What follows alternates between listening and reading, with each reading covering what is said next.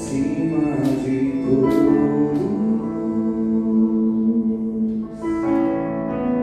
acima de tudo, está o Senhor entronizado.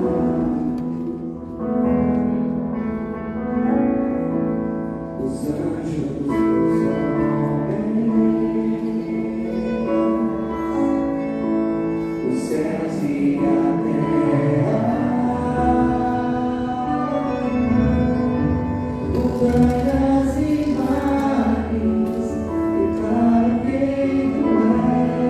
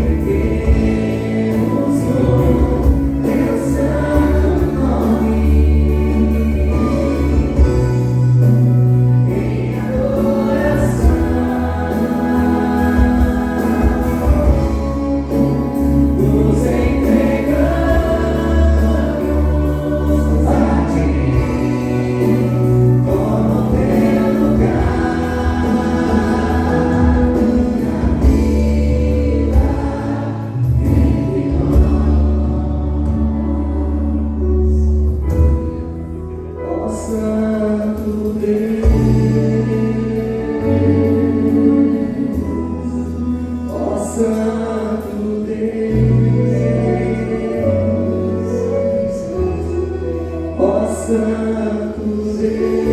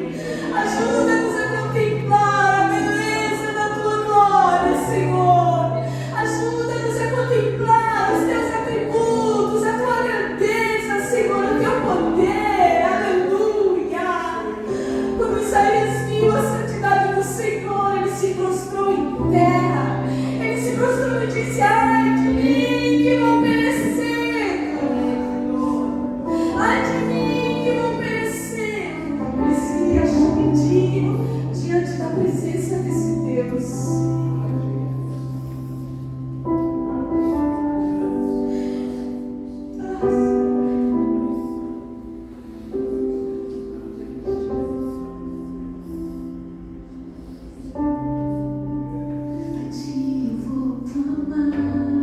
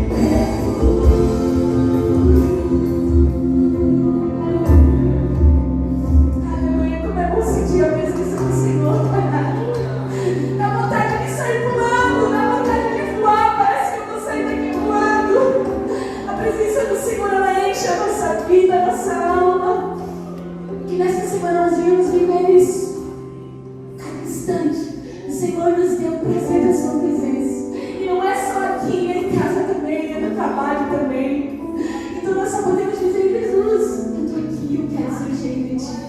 Vamos aplaudir o Senhor com toda a nossa força. Aplaude o Senhor, olha para Ele, Ele merece. Toda a oração, toda a minha palma, todo o meu brado, toda a minha gratidão a esse Jesus. Nós rendemos somente a Ele, a Sua majestade, o Seu poder. Aleluia. Glória ao nome do Senhor. Pega, pastor, porque senão não vou mais largar. Misericórdia, obrigado pela vida do teu servo. Deus, obrigado pelo que o Senhor já colocou no seu coração. Eu tenho certeza, Senhor, que é um recado para nós nessa noite. Que cada um de nós possa estar se deixando mover pelo Espírito Santo em cima dessa palavra, Senhor, em nome de Jesus. Amém. Graças a Deus, meus irmãos, e praticar no nosso dia a dia. Pai. Fala conosco, fala com a tua igreja neste lugar. Em nome de Jesus. Amém. Um dia, uma mulher ligou para um pastor no programa de rádio e disse para ele assim: eu estou brava com o meu pastor, porque eu sinto que todos os domingos, quando ele prega, ele está escondendo de fato quem Deus é. Ele não está mostrando para a igreja o quanto Deus é santo, poderoso e maravilhoso. E eu estou ficando decepcionada com ele, ela falou. E esse pastor então refletiu sobre isso e chegou à conclusão de que na maioria das igrejas Deus não é revelado da forma como Ele é. Muitas vezes nós temos a tendência de mostrar um Deus que nós queremos conhecer. Um Deus que nós queremos que seja a nossa maneira. Um Deus que não é o Deus da Bíblia Sagrada. E essa tendência do homem de humanizar a Deus está descrita numa carta do apóstolo Paulo, em 2 Timóteo, onde ele diz que nos últimos dias os homens vão ignorar a sã doutrina e vão procurar para si pastores que preguem aquilo que eles querem ouvir e não mais o que está na palavra. O homem ele tem uma tendência de humanizar a santidade de Deus. E eu me lembro de um cantor muito famoso que lançou aquela canção chamada Carpinteiro, não me lembro o nome dele. E ele, na sua juventude, enquanto ministrava o louvor, ele falava assim: faça carinho nas barbas do velhinho. Eu disse assim: como assim? Quem é esse velhinho a que você se refere, que você pede para fazer carinho?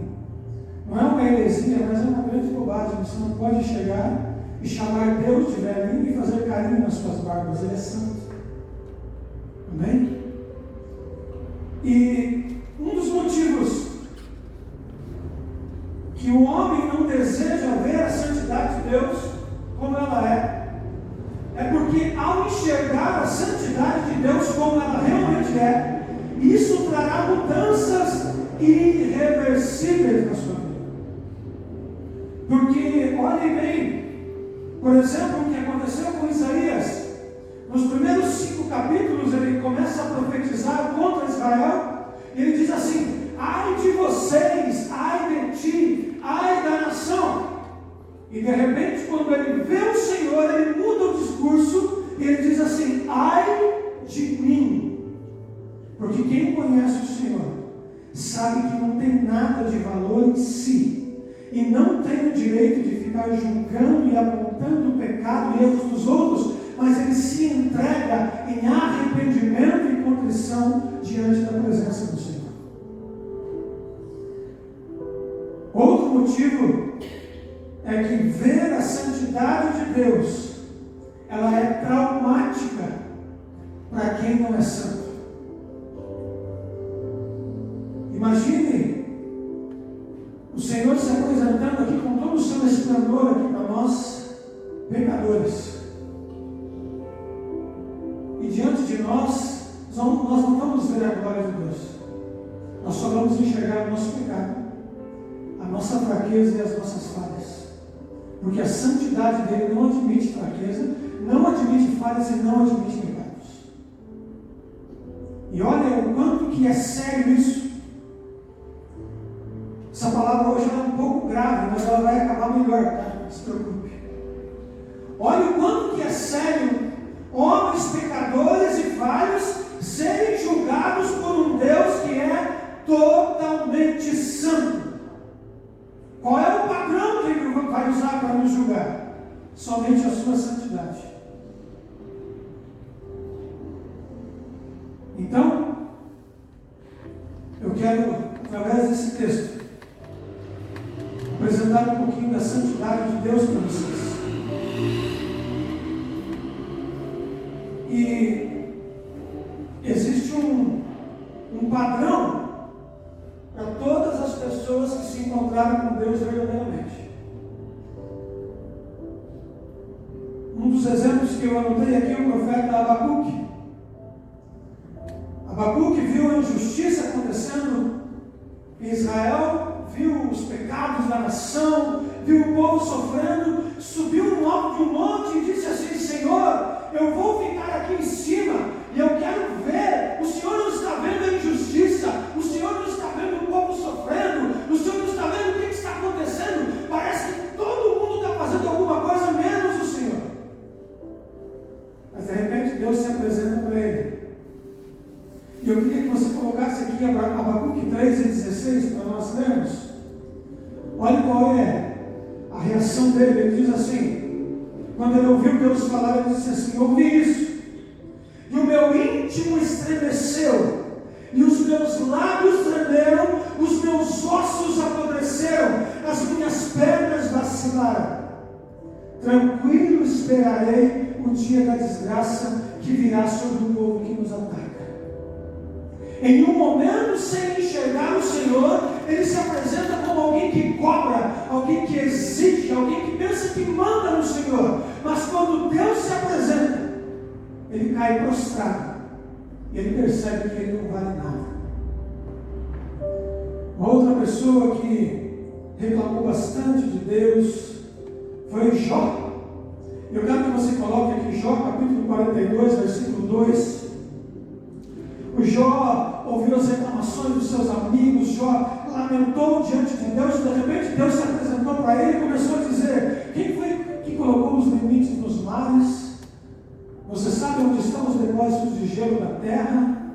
Quem é que controla os animais, o ar, o vento? E aí Jó responde assim: sei que pode todas as coisas, nenhum dos seus planos pode ser frustrado.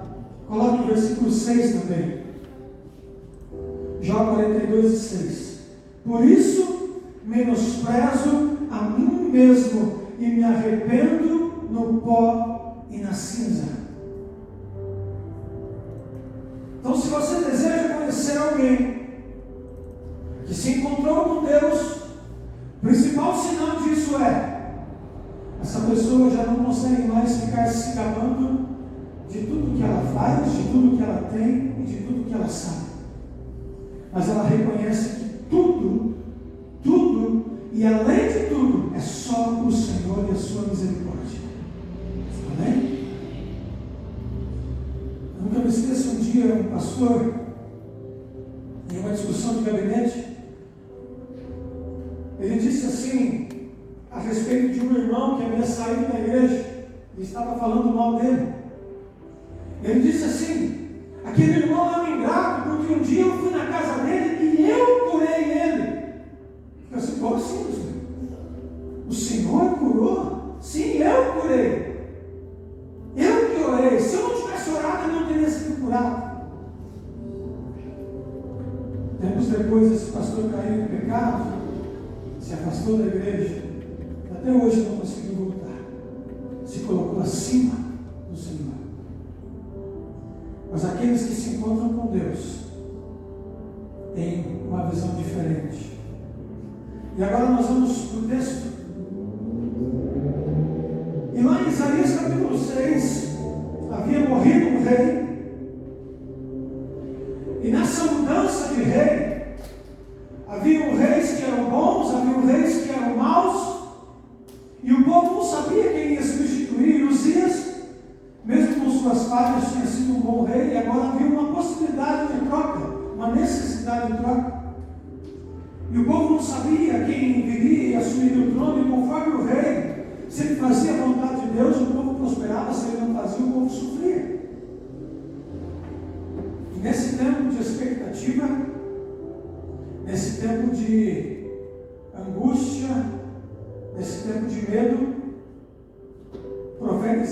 diz que viu o Senhor assentado num alto e sublime trono. E a primeira mensagem que esse texto nos traz é que nada tira Deus do trono. Não existe nenhuma circunstância humana, social, política, criminosa, doença, falta de motivação, depressão, estresse, nada tira Deus do trono. Ele é soberano, Ele é poderoso, Ele é vitorioso, e absolutamente nada neste mundo interfere naquilo que Ele deseja fazer. Deus está assentado no trono. E não é um trono qualquer, é um trono alto e sublime, de onde Ele comanda todo o universo. Quando você olha para as notícias, quando você olha para os jornais, quando você olha para o mundo, o seu coração entra em desespero, a sua mente começa a ficar perturbada, mas Deus continua sentado no trono.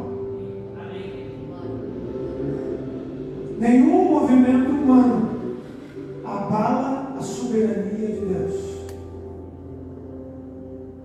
Quando você estava doente, Deus estava no trono. Quando você era perdido, não conhecia Jesus, estava condenado ao inferno, Deus estava no trono. Quando as coisas aconteceram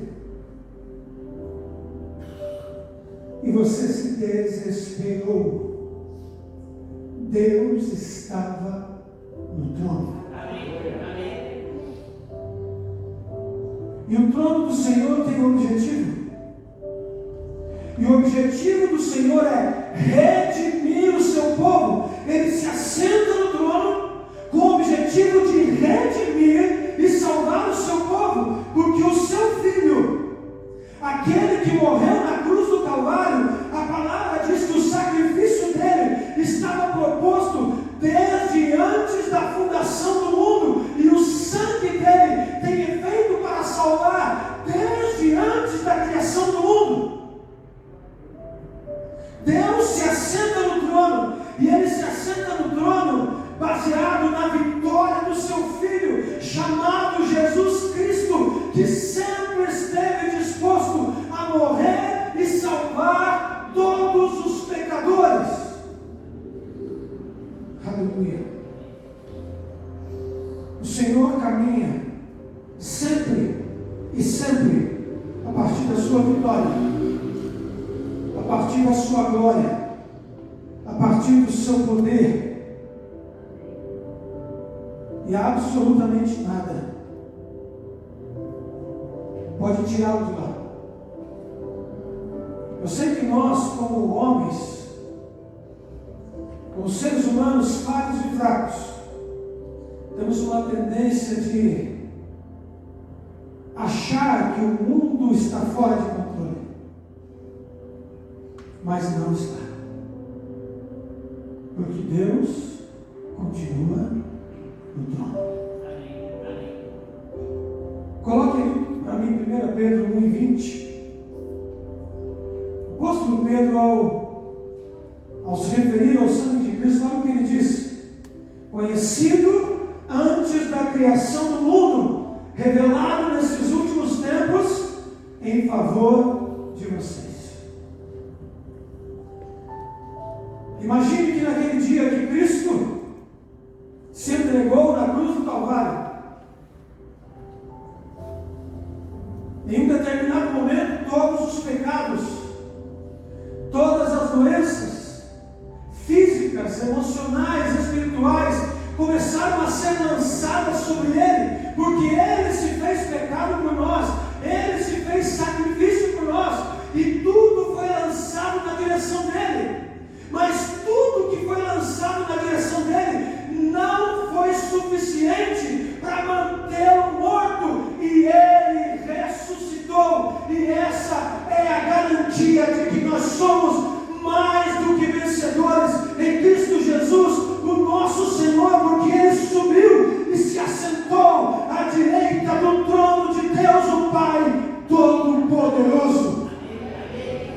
Aleluia. E se nós aprendermos isso, a nossa perspectiva de vida não será mais baseada nas circunstâncias que nós vivemos. Não será mais baseada em problemas, em dificuldades, em lutas, na nossa força, mas ela será baseada no Deus que nós servimos, que está assentado no trono. E olhem o tamanho desse Deus. Porque Isaías 6:1 diz assim: eu vi o Senhor assentado num trono alto e exaltado, e a aba da sua veste enchia o templo. Irmãos, o que é a aba da veste? A aba da veste aqui, ó, uma partezinha pequena da sua roupa, do seu vestido, enchia todo o templo. O templo não pode conter a glória de Deus. Somente um pedacinho dele é suficiente para encher o lugar. Olha o tamanho desse Deus. Esse Deus é tão grande que acima dele, no versículo 2 diz que estavam os serafins. E os serafins, eles tinham uma característica estranha, porque eles tinham 6 asas. Olha a cena, imagina a cena. 6 asas. Com 2 eles cobriam o rosto. Com 2 cobriam os pés e com 2 eles voavam. E eles clamavam, não a Deus, mas uns aos outros, dizendo: Santo, Santo, Santo. Agora observe o que isso quer dizer, o que Isaías está mostrando para nós. Eles estavam voando acima do trono de Deus, mas eles não podiam olhar para Deus. Serafins, poderosos demais, não podiam olhar para Deus. Eles cobriam os pés porque naquele tempo em que Isaías escreveu, os pés eram um sinal de autoridade, de força. Lembram de um rei que um dia capturou alguns reis lá numa guerra, e ele cortou o dedão do pé de cada um desses reis? Porque os pés simbolizavam força. Os querubins então cobriam os pés na presença de Deus, porque eles não ousavam mostrar nenhum tipo de força na presença do Deus Todo-Poderoso. Eles sabiam qual o poder que estava abaixo deles e que eles estavam voando acima. Eles não tinham força para se comparar a esse Deus, então eles se limitavam. E eles com 2 asas voavam, porque eles não tinham como olhar para Deus, eles não tinham como mostrar força, mas eles estavam prontos para receber qualquer ordem de Deus. Se Deus dissesse vai, eles iam. Eles estavam voando em absoluta humildade e prontidão diante de Deus. E eles clamavam uns aos outros. Observe que parece estranho clamar uns aos outros dizendo que Deus é santo. Eu estou falando aqui para vocês, Deus é santo. Deus é santo. Mas como que é clamar para vocês que Deus é santo? É como se a santidade de Deus a qualquer momento fosse consumi-los. É como se a glória de Deus fosse fazer eles subirem, evaporar, e eles clamavam: Ele é santo demais, santo, santo, santo.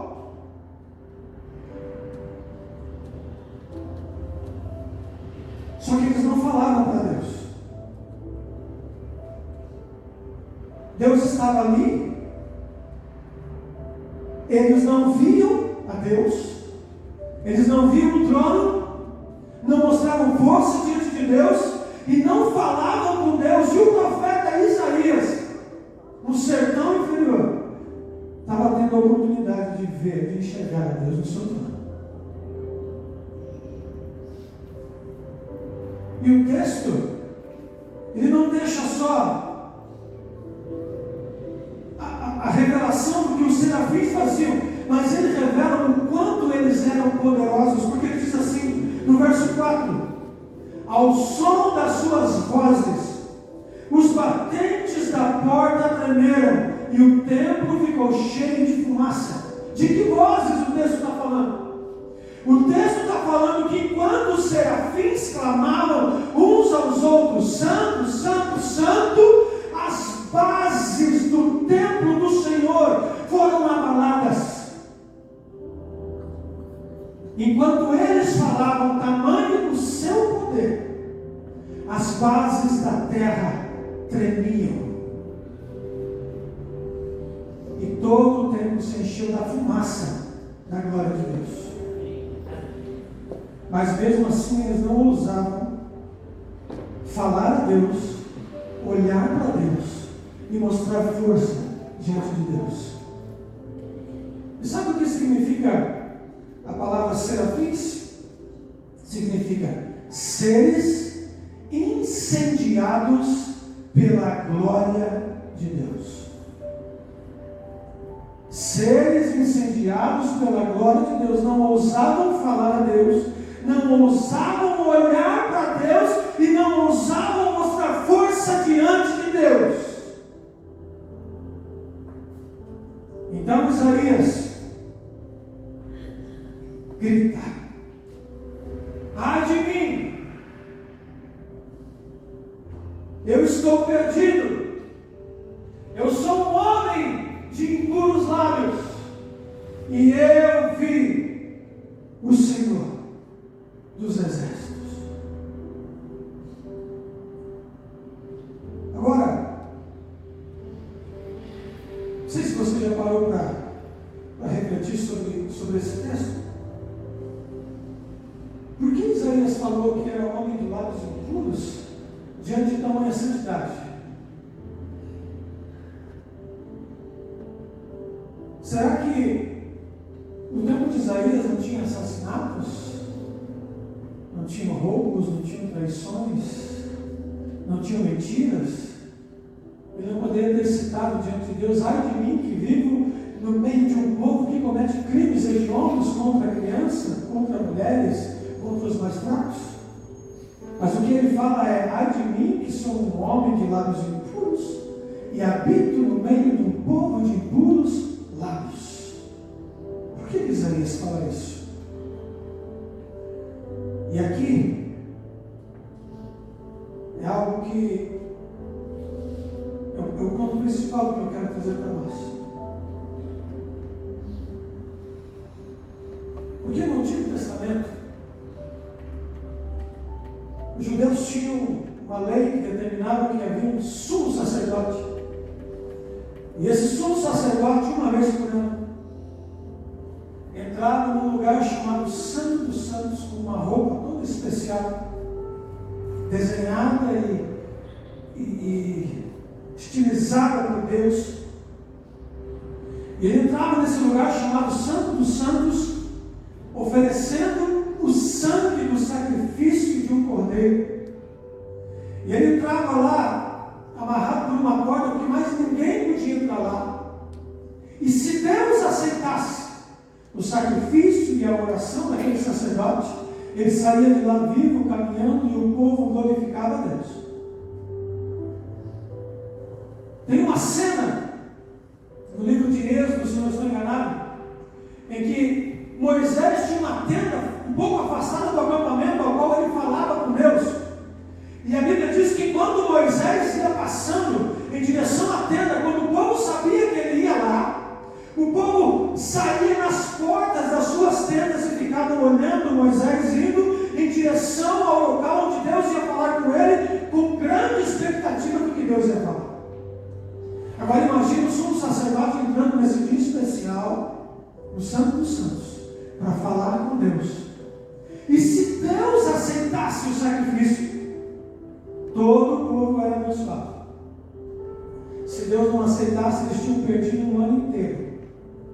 era miséria, era destruição.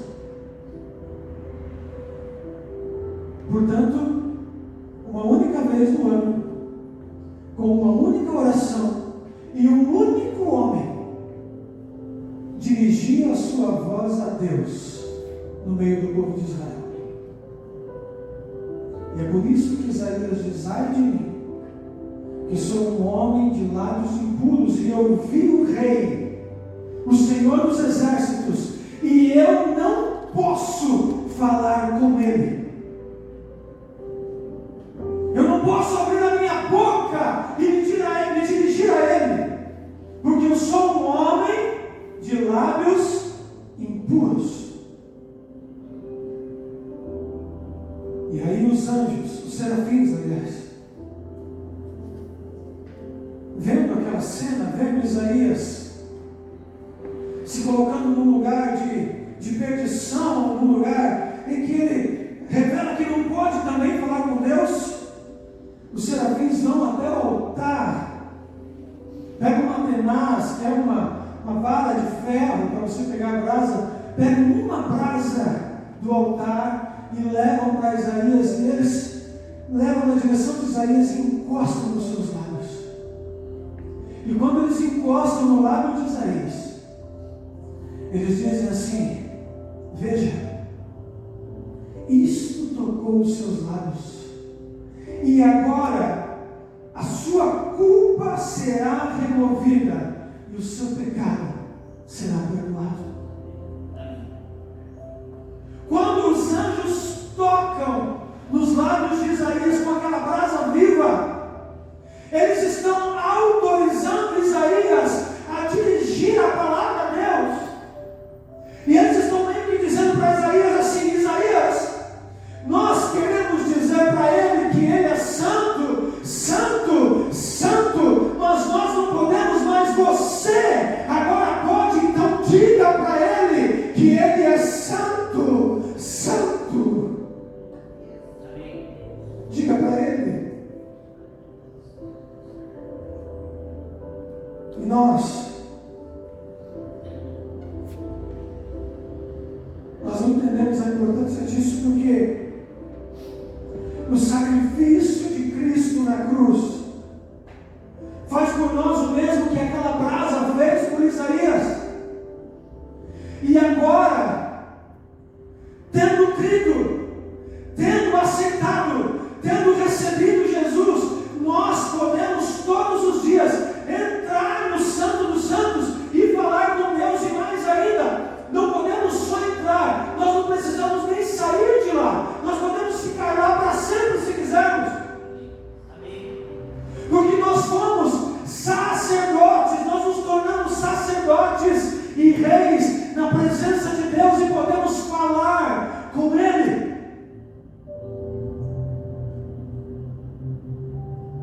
O que os anjos queriam falar para Deus e não podiam? Eles olhavam para o pecado da humanidade e não podiam pedir a misericórdia de Deus. Eles olhavam o homem se destruindo e não tinham como orar a Deus e dizer: Deus, tenha misericórdia. Eles olhavam para eles sabiam da santidade de Deus, mas eles não podiam falar para Deus o quanto Deus era maravilhoso, santo e justo. E tem um texto em Romanos capítulo 8, versículo 22, que diz que toda a criação geme, aguardando a manifestação dos filhos de Deus. Tudo que existe, tudo que Deus criou, tenta falar com Deus, tenta se comunicar com Deus, tenta buscar a Deus, mas não consegue. Existe uma única criatura que pode entrar no Santo dos Santos e falar com Deus. São aqueles que foram lavados e redimidos pelo sangue do Cordeiro. E olha que ele diz que quando a brasa tocou Isaías, a culpa foi tirada, e milhares de anos depois, acho que milhares não, 700 anos depois, João Batista vê Jesus passando e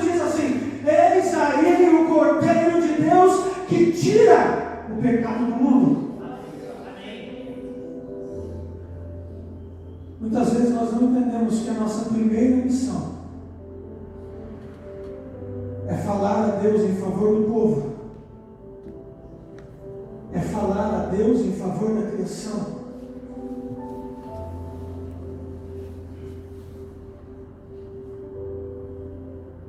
Quando uma criança está sendo maltratada, está sendo molestada, está sendo estuprada, ela não pergunta aonde está Deus. Ela pergunta onde está o meu pai. E o seu pai era para ser um sacerdote que intercede em favor dela diante de Deus, mas ele não está lá. Quando uma mulher está sendo espancada, vitimizada, ela não pergunta onde está Deus, ela pergunta onde está o meu marido, onde está o meu filho. Mas este também não estava lá diante de Deus intercedendo por ela. Quando as queimadas tomam conta do nosso planeta, o planeta não pergunta onde está Deus, ele pergunta onde estão os sacerdotes de Deus que deveriam estar intercedendo por mim, mas eles não estão. Eles não oram, eles não clamam.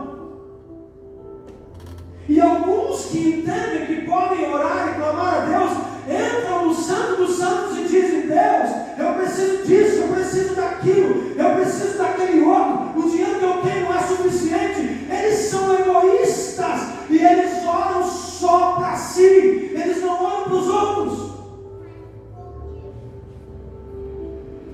Mas aqueles que se encontraram com Deus e que viram a santidade de Deus não são egoístas, não dizem eu quero para mim, eu preciso, só eu que importo. Eles dizem: eis-me aqui, envia-me a mim.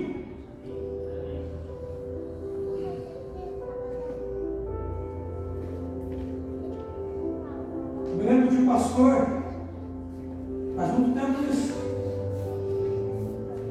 que na hora da oração do culto ele trazia aqueles antigos jornais de papel, abria nas páginas policiais diante do povo e dizia: olha, essa semana aconteceu isso, vamos orar para que não aconteça mais. Vamos clamar para que a misericórdia de Deus proteja aqueles que não podem se proteger sozinhos. Vamos clamar pela nossa nação, pelo nosso povo, pela nossa cidade.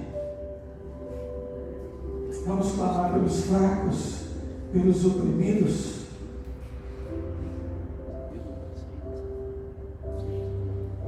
E ver a santidade de Deus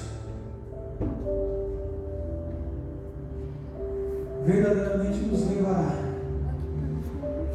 a entender o nosso papel como sacerdotes,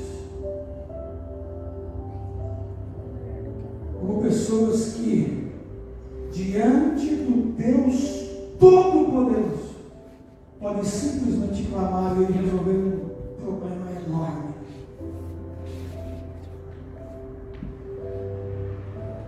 Um dia um pastor que foi consagrado junto comigo na época da Assembleia de Deus, ele estava passando ali em Florianópolis e presenciou um acidente muito grave. E no meio daquela fila, o Espírito Santo falou a ele: vá lá e ore, repreenda o espírito de morte, porque aquela pessoa está morrendo, mas se você repreender, ela não morre mais. Ele parou o carro onde ele estava, desceu, foi lá correndo, passou para os bombeiros, polícia, colocou a mão na cabeça daquela pessoa e disse: eu repreendo o espírito de morte agora, em nome de Jesus. Virou as costas e foi embora. No outro dia viu a notícia: a pessoa sobreviveu.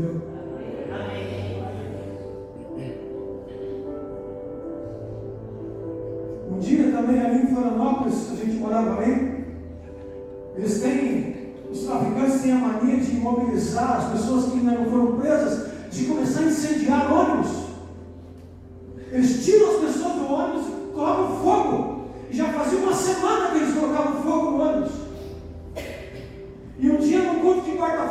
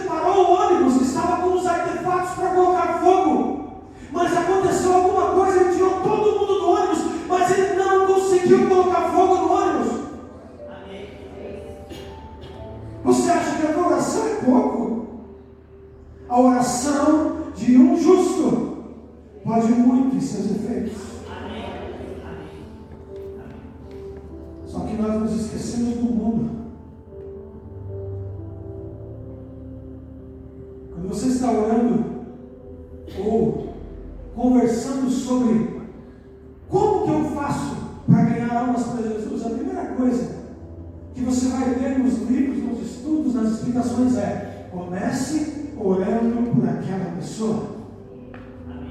E a gente acha, mas isso eu já sabia, só que a gente não faz. Nós somos sacerdotes. Nós já experimentamos e vimos a glória de Deus. E o que nós estamos fazendo com isso?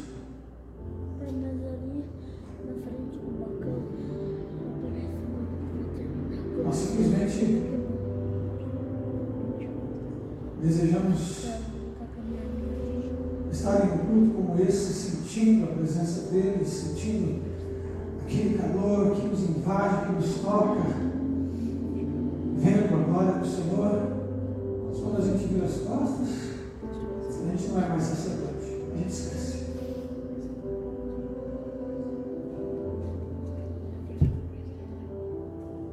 Uma pergunta que eu anotei aqui: onde estão os filhos de Deus que desejam falar ao Pai em favor daqueles que ainda não se tornaram filhos dele?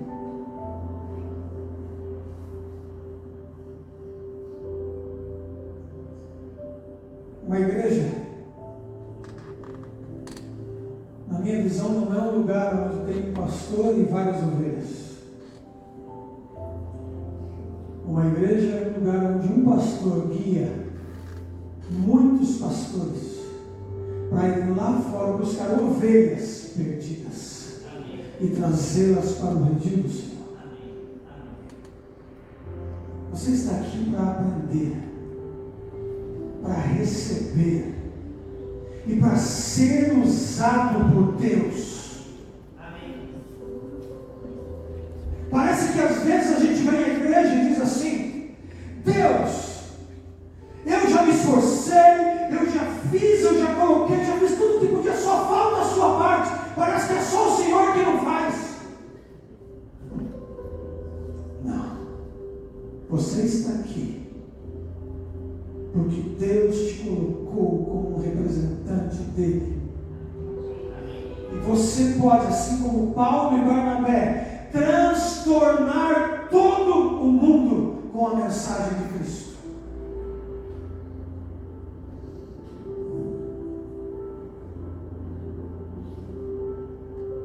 Falei que ia terminar melhor, mas piorou, né?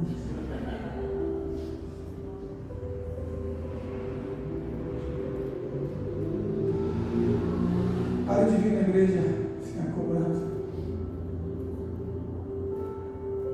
ficar exigindo alguma coisa do seu pastor, porque ele não te deve nada.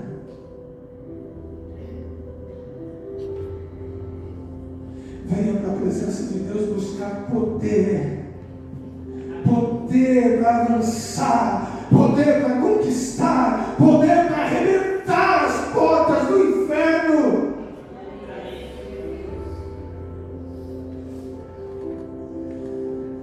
Eu fiz um exercício na última vez que eu preguei. Eu queria fazer aqui, se o pastor me autorizar. Eu queria ter alguns, pode ser 1 minuto de oração, que você fechasse os seus olhos e dirigisse a sua palavra, o seu pensamento, o seu coração a Deus. E Deus vai falar com você. E se Deus falar com você a respeito de alguém que está aqui hoje, se levante e vá lá e revele para essa pessoa o que Deus falou, porque muitas vezes a gente está esperando uma resposta e Deus quer usar alguém e às vezes Ele até usa, mas nós somos covardes e não falamos. Você quer fazer isso? Você quer ver Deus falar com você? Faça isso nesse momento. Aleluia.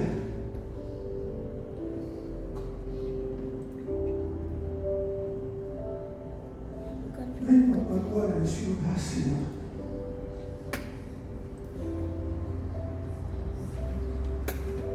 Vem com o teu poder, Pai. Fala com teus filhos.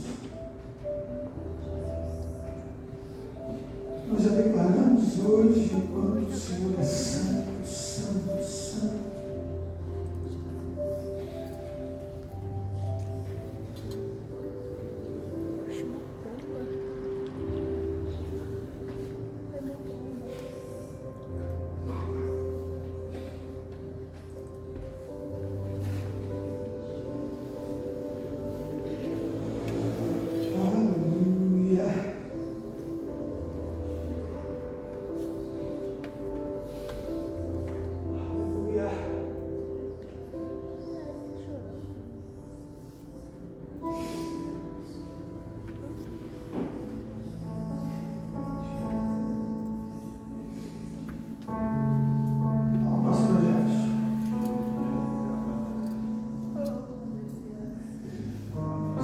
Se não tiver fiel, com coração puro e humilde diante do Senhor, prepare o outro tempo, porque esse não servirá mais. Amém? O Senhor tem grandes planos para você, para a sua igreja.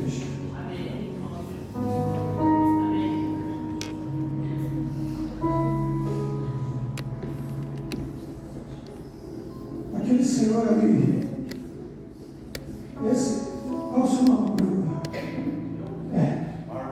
Marlon. O senhor é da igreja? O senhor é aqui da igreja?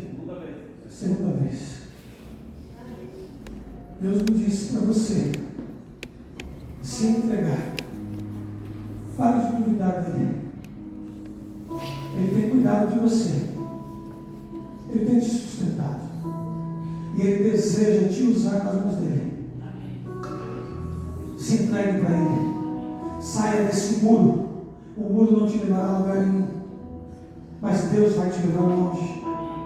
Amém? Aleluia.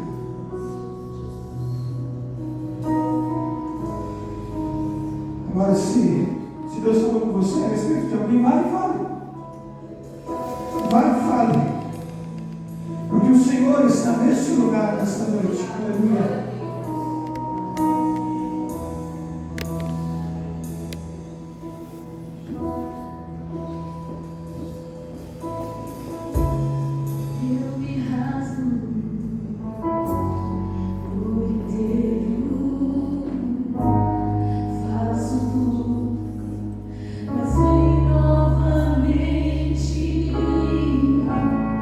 Eu mergulho na minha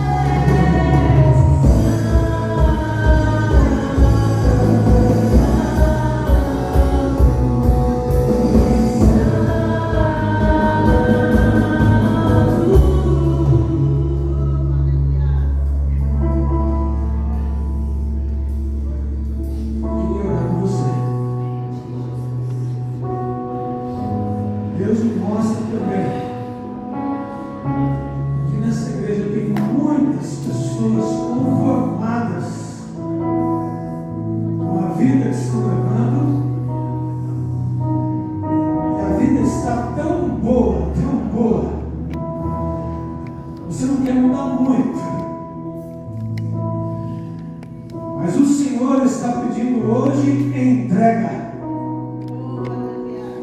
E você tem uma opção de vir à frente e se entregar a Ele e deixar Ele te usar, ou você tem a opção de deixar Ele bagunçar a sua vida. Porque se Ele te chamou, Ele não vai te deixar.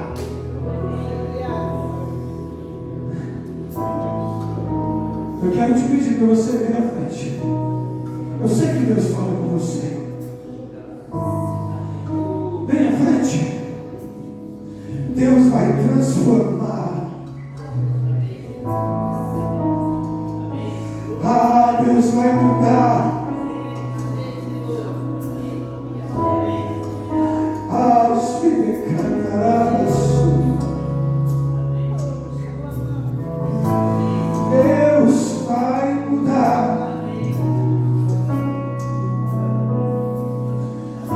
Tem mais, tem mais, tem mais. Eu sei que tem mais.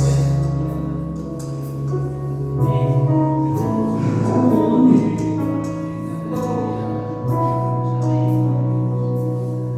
Um dia eu estava visitando a Laís.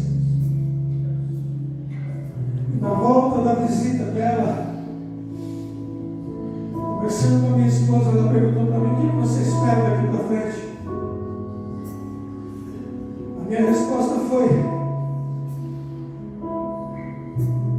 nós estamos com um ótimo salário, ganhado muito bem, nós não temos despesa praticamente, então eu vou guardar um dinheiro e vou comprar uma casa. Eu quero só aproveitar a vida daqui para frente.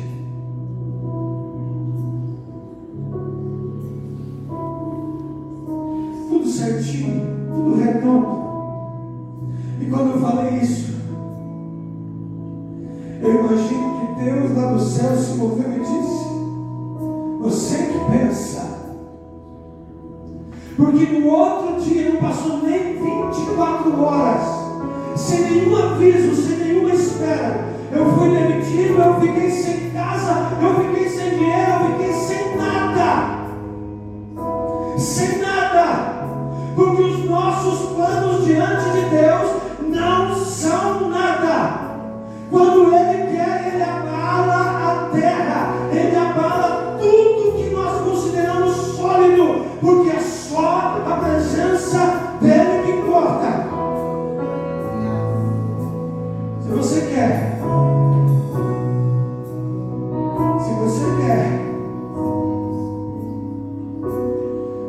sofrer, é só não fazer a vontade de Deus. Aí vai ser rápido.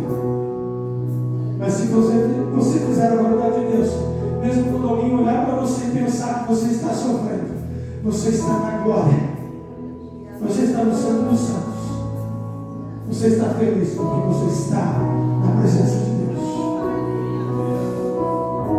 Senhor,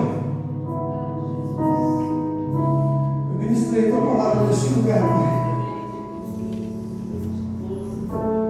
Algumas pessoas aqui estão dispostas, Pai, estão dispostas a se entregar. Eu peço que o Senhor revista elas de unção, revista elas com o seu poder,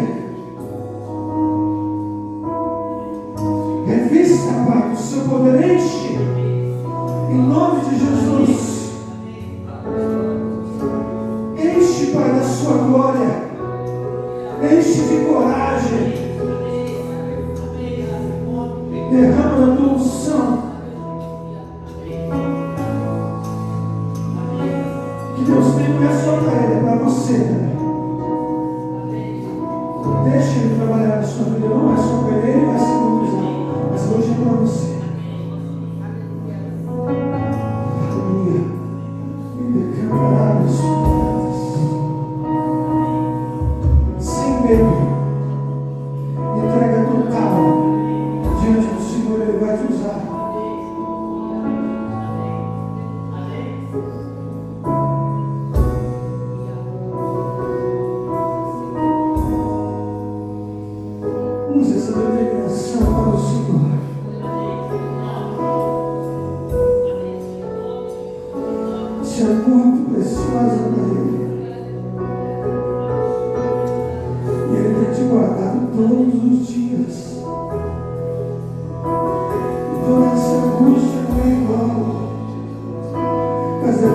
levanta no centro da vontade dele, se coloque lá. E Ele vai te usar, Ele vai te abençoar.